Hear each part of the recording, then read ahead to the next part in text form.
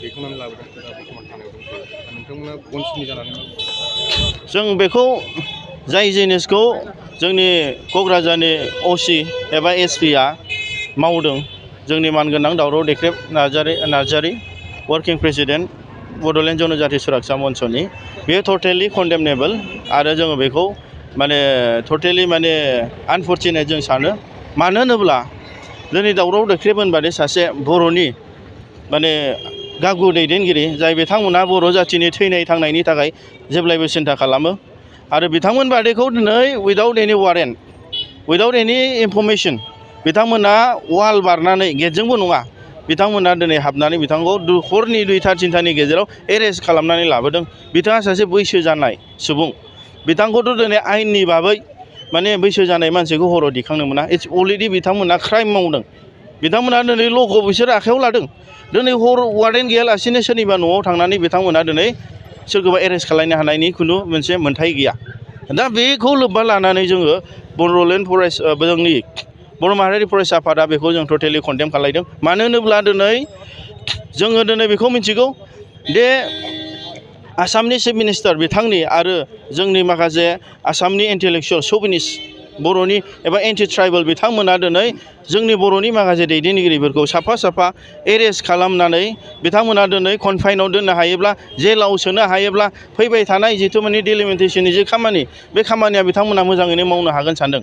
नाथाय बेखौ जोङो बेफोरबादि नासयजानाय नाख्रेबजानाय दिनै सारा सास्ति मोननाया जोंनि गेजेराव गोदान नङा। बेवहाय आं दिनै बेखौनो बुंनो सानदों बे प्रेस मिटनि गेजेरजों बै जाय एसामिस इन्टेलेक्सुवेल्सफोर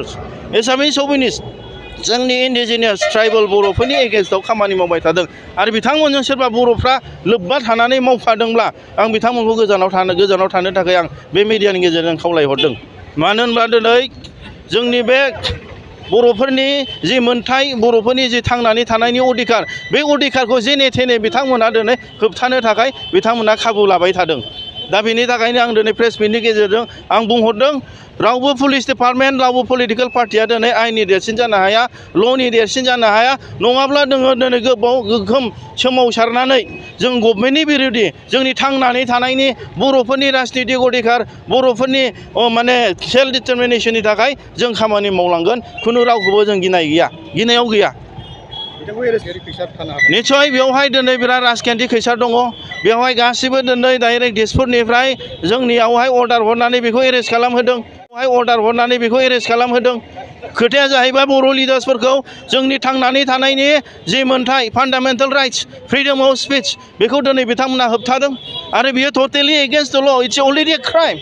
दा बिनि गेजेराव जोंनि बर'फ्रा जों सांग्रां जानांगोन जों होबथानांगोन नङाब्ला दिनै दावराव देख्रेब सारमोन बादे लिडारखौ दिनै हमदों आरो बेल' नङा बेयाव कन्ट्राक्टेड अल बड' कन्ट्राक्टेड एस'सिएशननि गाहाय नेहाथारि बिक्रम दैमारि बिथांखौबो लाबोदों आरो जों मेसेज मोन्दों दे जोंनि मानगोनां एक्स बिएलटि एक्स एमएलए हितेश बसुमतारीखौबो बिथांमोना माखासे षड्यन्त्र खालामनानै हमदों बेखौबो जोंनो मेसेज मोननानै दङ। दा खोथाया जाहैबाय बर'फोरनि मैखोम माने गोरा लिडार बिथांमोना बेखौ दिनै माने खुगा मुथुनो थाखाय बिथांमोना नाजादों बिथांमोनखौ मेन्टेल टर्चार होनो थाखाय बेफोरबादि षड्यन्त्र खालामदों। दा बेखौ जोंनि बर'फ्रा आरो गोदान निउ जेनेरेशनफ्रा जों सांग्रां जानांगोन मानो होनब्ला दिनै नै बेफोरबादि